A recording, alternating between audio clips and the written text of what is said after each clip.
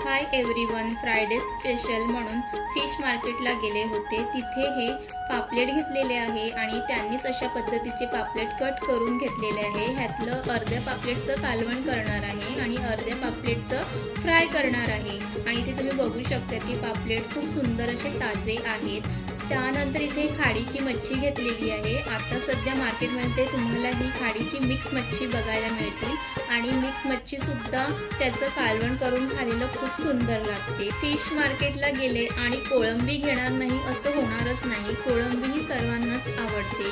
कोळंबी कालवण, कोळंबी फ्राय काहीही केलं कोळंबीचं तरी ते छानच लागते। त्यानंतर इथे हे गोळीचं खारा घेतलेला आहे। त्यांनी तशा पद्धतीने कट करून घेतलेलं आहे। गोळीचं खारा चवीला खूप छान असते। त्यानंतर इथे हे सर्वांचं आवडीचं म्हणजे माडू आणि माडूचं सीझन हा चालू झालेला आहे। तशा पद्धतीने हे माडू सुद्धा घेतलेले आहे। आणि ह्या सर्व मच्छीमधली तुमची आवडती मच्छी कोणती हे नक्की कमेंट्स करून सांगा।